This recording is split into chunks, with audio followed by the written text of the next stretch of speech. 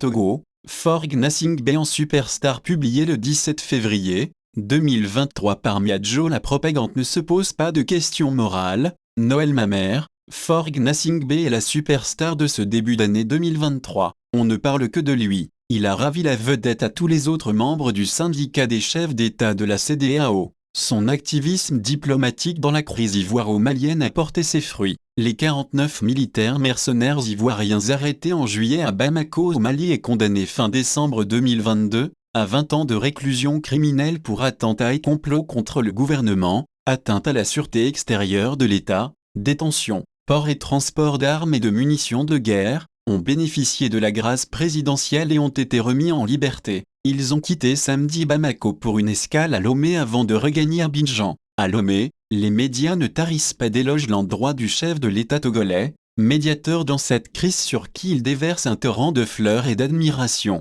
Le site d'information du parti présidentiel est quasiment en extase, saignant de laurier le front du maître du séant. Il a été le plus expansif, mais aussi le plus entreprenant dans la crise entre la Côte d'Ivoire et le Mali au sujet des 49 soldats ivoiriens. Cette grâce présidentielle est le signe à la fois du triomphe et du dynamisme de la diplomatie togolaise menée de main de maître par le distingué militant Faure Gnassingbé. S'enthousiasme-t-on? Faure Gnassingbé donne l'impression d'être le président d'un pays autre que le Togo. Il a toujours considéré comme prioritaire d'apporter des solutions urgentes aux préoccupations des autres peuples que de faire face aux difficultés que rencontrent au quotidien ses propres concitoyens. Pour leur bien-être, il s'en soucie comme d'une guigne. En mal de légitimité dans son pays, Faure Gnassingbé préfère se tourner vers l'extérieur et courir tel son ombre après une reconnaissance internationale. C'est ce qui explique qu'il soit toujours par Mont et par Vaux pour jouer la facilitation dans les autres pays. Entre des allers-retours incessants,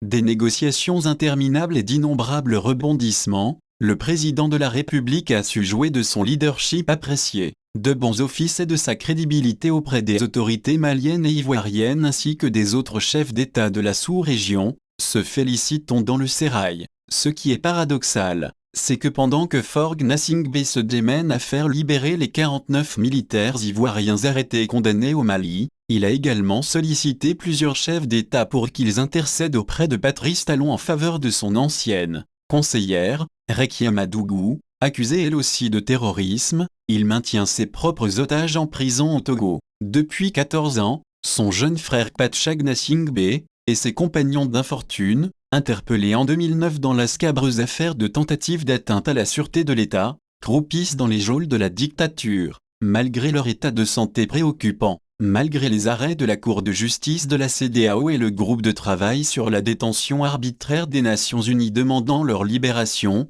ils sont toujours maintenus en prison. En outre, les incessants appels à leur libération, les demandes de grâce présidentielle formulées par Pacha Gnassingbé lui-même et ses avocats, les interventions des chefs d'État africains, des chefs religieux et diverses autres personnalités, la médiation des hauts dignitaires de Pia, le village natal du chef de l'État, etc. sont restés vains. À cela viennent s'ajouter des innocents politiques, une centaine de responsables et militants de partis politiques qui croupissent depuis plusieurs mois en prison. Pourtant Faure Gnassingbé est initiateur d'un processus de réconciliation destiné à favoriser le pardon et à renforcer la réconciliation nationale. Medara Mutep Liberté Togo.